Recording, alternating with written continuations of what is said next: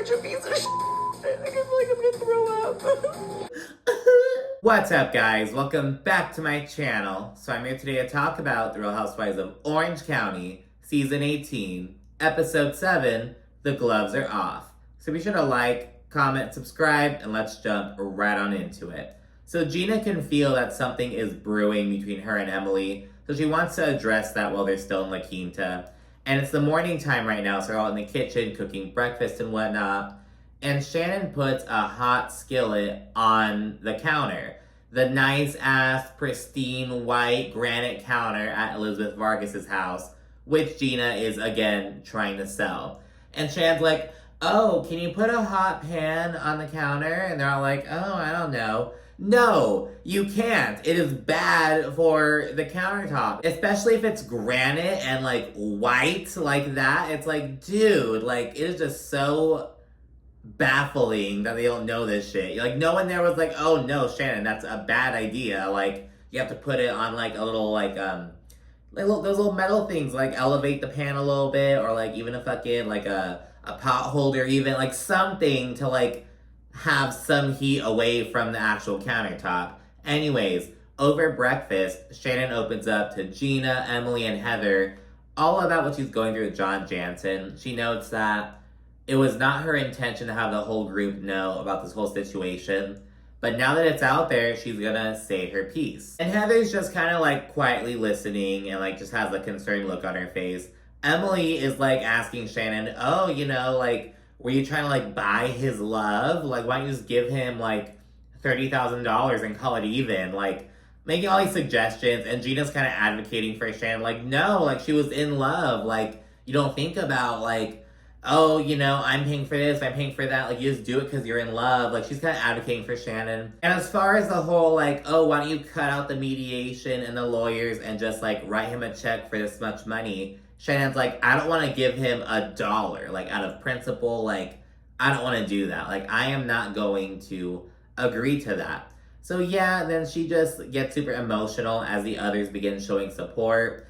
And what makes me upset about Shannon is that she takes the scraps that others give her. Like at the very end of the episode, Tamra winds up inviting Shannon to this party, like out of pity, literally. And Shannon's like, oh my gosh, thank you so much. I want to give you a hug. Like, it's this whole thing. And it's like, girl. And like at the table, the group basically just says, oh, Shannon, I feel so bad for you. Like, oh my gosh. And Shannon gets super emotional. Like, oh my god, I have such an outpouring of support from you guys. I feel like I don't deserve it. Like, Shannon, get up, girl. Like, get up. Oh my gosh, just taking these scraps, it feels like. Anyways, after the conversation, though, they all finish their breakfast, and Heather just gets up from the table and leaves her plate. Like, she doesn't take it to the sink or anything because she doesn't do dishes or anything. And the other ladies kind of laugh about that. And it's kind of like, okay, on the one hand, it's like, oh, rich bitch shit. But it's also kind of like, Heather is just so on a different, like, plane of existence. And she tries to act like she isn't, but it's like, she does not give a fuck. Like, earlier this season, when she met Katie's husband and she thought he was, like, the golf instructor or whatever, she's like, oh, hi, nice to meet you. 2 seconds later, did not even remember his name. Like, it was just, like, oh my gosh. Like, okay, Heather. She's just so, like, I really do think that Heather thinks she's above other people. And the thing is that the truly uber rich people don't want to be on shows like this. They see it as like, you're making a mockery, as doing clownery, you know what I mean? Heather is kind of the exception. She and Terry like, you know, the attention. Terry likes being photographed by the paparazzi. Most people hate that shit. They hate the paparazzi. Terry loves it. And that's why Heather wants to be on the show. You know, she's not of that typical, like, oh, no, we don't do that. Like, I don't need to do that. She's open to doing that because she's able to control her image to an extent. I don't know. It's all that shit. Over in Big Bear, Jen winds up opening up about her ex, who's been dating this girl for 3 years. And this woman was actually Jen's friend and interior designer. So Jen notes that, you know, she had to kind of, like, work through that. She speaks on how, there's not a whole lot of communication going on. She feels like they could be doing a better job at co-parenting. Because she notes that between her ex-husband, and her ex-husband's girlfriend, there are 9 kids between them. She and her ex have 5, you know, I guess her ex's girlfriend has 4.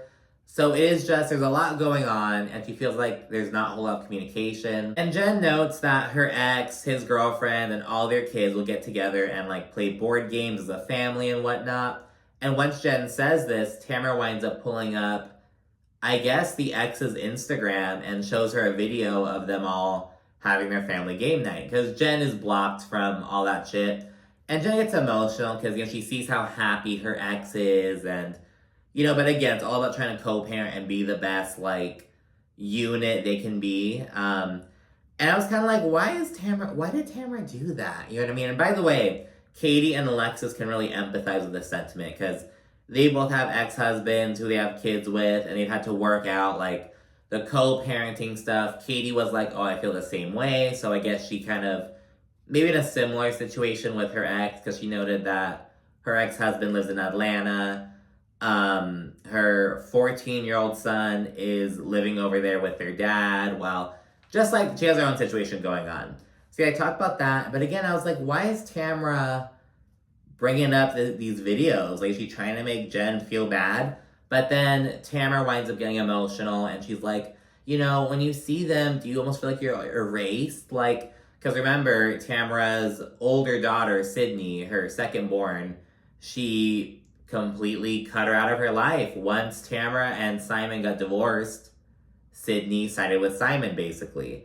And, you know, Tamra notes that she last saw Sydney at her daughter Sophia's graduation. I guess they were chit-chatting, and it went really well. But that was that, you know, they haven't talked since then. It was almost like, yeah, you know, I'll talk if I see you, but I'm not interested in keeping a relationship with you. And yeah, but you have to keep in mind, Sydney asked Tamra to not talk about her, and Tamra is still talking about her. And it's just like, oh my goodness, it is just awful. And as I mentioned in the last recap, a lot of people online they've always mentioned Tamra's daughter. It's like the one thing that can like really get to her, as Kelly Dodd found out in Ireland that one time. No wonder why her daughter doesn't talk to her. She said no wonder her daughter doesn't talk to her, and I go, don't you dare say that. She said what? Stop. Tamra. Bitch. What did I say? You talk about my f***ing daughter, I'll f***ing kill you. What are you talking about? What is wrong with you? Don't let her affect you. She has no f***ing idea what I've gone through as a mom. None. And for her to say that my daughter doesn't speak to me because I'm a bad person is bullshit. You're just stop. Just take it, stop. Just breathe slower. And later on, once Tamra's like, oh, have I ever driven a car into someone's house? I saw at least 2 or 3 people on Twitter be like, oh, well, at least all of Shannon's kids talk to her. At least Shannon's daughters all love her. Like, all this shit. And it's like, that's not the way to go.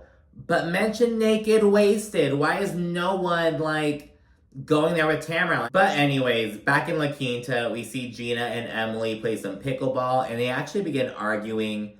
The root of the argument is that Gina thinks that Emily is being, like, an evil Tamra spawn, while Emily feels like Gina is up Heather's ass. I'm Tamra, do this thing where you're like, I'm an asshole, no, I'm a bigger asshole, high five. Like, that's not cool. Okay, well, Heather's like, get on your knees, and you're like, okay, Heather. That's not true, It though. is true. And I think there's some truth to both of those sentiments, but as Emily said, Emily has always been kind of abrasive and whatever, and maybe Tamra is, like, adding to that, but this isn't, like, a new trait for Emily. So I kind of see that.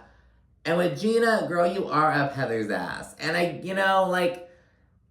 could understand that, you know what I mean? It's like you just see her on this, like, totally other level, and you can kind of vibe with her, so you're gonna value that experience. Heather kind of gives you this vibe that you don't get from other people. Like, I can kind of see that, but it's kind of like, Gina, you are up Heather's ass. But anyways, Gina winds up storming off, and Emily actually does some de-escalating. She, like, goes to Gina, she calms it down, and she apologizes. They, like, reconcile. And Gina's super emotional, and she says that she's just going through a lot right now, and she needs Emily in her corner. And she's like, I don't want us to be like Tamra and Shannon and Emily, who's also emotional now. They're like, they're fucking crazy. That's not us. Like, it's just so funny. And Heather, she and Shannon are inside and they overhear it. And they're like, oh my God, what's going on? Like, I don't want to go outside. Like, fuck that. And yeah, and then she winds up saying she doesn't recognize this Gina. She's like, you know, she's fighting with everyone. I just don't get where she's at right now. And she speculates that Gina's situation with Travis may be worse than she's letting on. And I'm kind of like, wow, Heather. Like, I mean, you're not wrong, but like, wow. Like, okay, girl. Back in Big Bear, Katie tells Alexis that she's actually open to moving forward with Heather. Alexis, and actually Tamra and Jen, they all say that Heather is just very hard-headed, but Katie's open to working things out. Jen, meanwhile, she's trying to reason with Tamra over how she's treating Shannon. And Jen's like, look, I know how it feels to be on the receiving end of your wrath. And apparently later on in the season, Jen gets into it with Tamra over some Ryan stuff. We'll see how that goes. But yeah, and after the conversations, they're all packing up and whatnot, and Alexis gets a call from John Jansen. And it's just a phone call, it's not like a FaceTime or anything, so we don't hear the other end. But we hear her, like, reacting and shit. She tells him, oh, the gloves are coming off. Oh my God, Shannon can't do this. And afterward, Alexis is in tears, and she's like, oh my God, Shannon's such a piece of shit. She's such a piece of shit. I feel like I'm gonna throw up. And she says that John has been pushed to the limit, and she notes that he is ready to release camera footage that's gonna ruin Shannon, basically, and expose her. And she speculates that Shannon was probably so blackout drunk she doesn't even remember what happened on the night in question. At this point, they're all back in Orange County. Gina has Tamra over and shows her some of the construction going on at her house. And, you know, like she's combining like two of the kids' bedrooms. Like she's doing some like changes to the house. And she says that, you know, it's all for like a fresh start and whatnot. But to Travis, it feels like she's trying to like erase their memories and like what they had and whatnot. And it's like, oh yeah, it's rough. That's like, even using the term fresh start when you're still with him, it's like, are you with him or not, Gina? Like, you can't have it both ways. Like, cut the cord or don't, you know? But anyways, regarding the whole Shannon situation, Gina says that Shannon will not stop drinking until she is ready, which is true. And, you know, she notes that after her DUI, she didn't immediately stop drinking. She had become California sober till a little bit later when she was ready. Because after a DUI, she felt like shit. She kept drinking because she, like, I need to. I feel bad. I feel like crap. So, you know, she kind of puts it in that perspective, and she says that, you know, she just needs support from Tamra right now. But of course, Tamra's like, you know, I feel like tough love is all I can give her right now, blah, blah, blah. Tamra's also claiming that she's really been there for Shannon for the past 10 years. She's been Shannon's ride or die, blah, blah, blah, and she's just over it. All this stuff. We then see Emily and Katie meet up, and they take their sons to a candy shop. And you might be like, oh, how cute, a mother-son candy shop scene. But it's swiftly overshadowed by Katie telling Emily that Alexis and John are getting ready to release Ring camera footage that allegedly shows Shannon almost running over John's daughter. And I'm kind of like, what was John's daughter doing? Like, was she trying to help get Shannon out of the car? Like, I don't get was she just like there? Was she just getting, I don't know what the scenario is, but that's what Katie says. And Emily thinks that, you know, this is just not the way to go. I just don't understand it. If John and Alexis are so happy together, just ride off into the sunset. Like, why drag Shannon's lifeless body along behind you? I'm afraid it's going to push her to the point of no return. I have to admit, Emily has always been kind of my vote for who to chop. You know, everyone always goes for Gina, but like, my vote has always been for Emily to get chopped first. Like, even Gina this season, Gina can be kind of villainous sometimes. And again, she gives us like fodder to like crap on with her outfits and whatnot, and like, oh, her having broke energy, whatever the fuck. But I feel like, what does Emily really give us? You know what I mean? But I like that she's at least, you know, advocating for Shannon right now. Alexis is also her friend, so I like that she's kind of taking a stance right now. I think we'll see Emily get into it with Alexis in the next episode. So yeah, we see that. Jen and Ryan, they go out for a pedicure. And we get some foreshadowing about how later on this season, kind of the second half, a major storyline will be about, where does Ryan get his money? Is he doing these, illegal activities, all this shit. And during this scene, Jen admits that she over-coddles her children, and she says that she got worse at this after the divorce, kind of like to maybe overcompensate, oh my gosh, you guys are, having your parents split up, but let me, really be there for you and coddle you. But she's really noticing that, wow, I haven't prepared my kids for the real world at all. And she has a 17-year-old son. She's like, you have to start doing your own things. You have to start picking up after yourself. And, you're going to get a wife one day who's going to be like, oh my gosh, did his mother, wipe his ass till he was 40? She kind of, is realizing that. And, it's you really have to, you really have to teach them how to survive. There's some kids who, go to college and don't know how to do their own laundry. They move out and they don't, it's are you kidding me? I don't know. And it's just it's just important to set up with those skills. But yeah, just kind of realizing that. And she notes that, it's kind of hard to get your 17-year-old to learn these new habits all of a sudden. But she's kind of trying to see what's up with that. So yeah, good luck to her. Finally, the last scene is Tamra meeting up with Shannon to just kind of sit down and have some dinner. And on the way there, Tamra said that she's kind of upset because she expected Shannon to be the one to reach out. That's what she wanted. And right when they get there, as soon as Shannon arrives and sits down, Tamra expresses this. And Shannon's like, really? After you spoke to me? And earlier this season, Shannon floated the idea of having a sit down, but Tamra wasn't interested. But she's like, oh, I wanted you to be the one to initiate the sit down.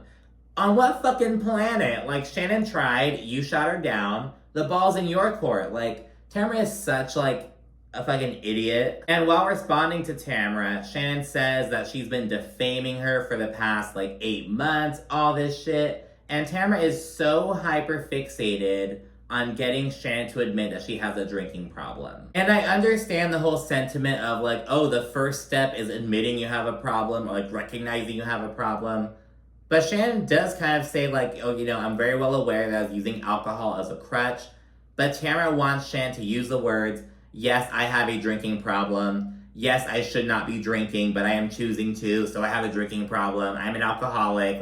Oh my God. She wants her to go on this fucking, it's just so awful, you know what I mean? It's why do you want to just embarrass her like that? Just want Shannon to give this big old, mea culpa, and it's just what are you doing? And I'm actually really curious to see how Karen Huger's DUI will be handled on Potomac, because I'm sure it'll be a very similar kind of vibe, just to be honest. We really haven't heard a whole lot about when Potomac's gonna premiere, by the way. I know Beverly Hills has to be coming down the pipeline soon. We haven't gotten any trailer though. The next one is going to be Salt Lake City on September 18th, I think. And New York City on October 1st. But yeah, we really don't know when. We haven't heard much on Potomac at all, to be honest. Or Miami, for that matter. I don't know. I want them to come back, especially Miami. Anyways, though, Shannon then mentions Tamra's own drinking. And she's like, I've seen you have to, get carried out of bars. I've seen you, get all drunk and wild and belligerent. And Tamra's like, oh, really? Have I ever crashed my car into a house? And this prompts Shannon to get up and just go to the restroom real quickly to kind of gather herself. And when a producer goes to tell Tamra this, she's like, is she getting a drink? Tamra is just so nasty. Oh my goodness. And Shannon says that Tamra is lucky that she doesn't do these low blows like she does, because she says that I could go for the jugular if I wanted to. So yeah, that's very true. Tamra, I need someone to just come in and take on Tamra and to do it well. Bring Lizzie Rodzik back, damn it. Oh my goodness. When Shannon returns to the table, she tells Tamra that she's one of the people who's trying to push her back into the hole she's trying to dig out of. And she notes that since her DUI, she's received a lot of support. And she notes that she's never received so much support from people. And Tamra, oh, so the support I gave for 10 years didn't mean anything, huh? That's very hurtful to hear. Okay, Tamra. And now there's some more chit-chat, whatever. They mention the whole lawsuit with John Jansen. And Shan notes that her lawyer actually sent them like a settlement offer. And they were like, no, if Shan doesn't agree to get on a fucking payment plan for $75,000, I'm filing this lawsuit. And Shan says, you know, I'm not paying that. I'm not getting on a payment plan. So he's going to file a lawsuit. So yeah, they're doing that. Tamra feels really badly for her. And she notes that, you know, she and Shan both really trauma bonded over the lawsuit by Jim Bellino, the defamation lawsuit. And she notes that, you know, she can't imagine being back in that situation. And then Tamra, again, offering Shan some fucking scraps. She's like, I don't want to make things worse. Why don't you and Vicky come to a party I'm having next week? And fucking Shannon, oh my gosh, thank you. I want to give you a hug now. For inviting you to a party out of a literal pity. Like, it is just so sad to see. But anyways, that's it for this episode. Let me know what you think down in the comment section. Also, like and subscribe. And of course, stay tuned for more. Thank you for watching. Bye.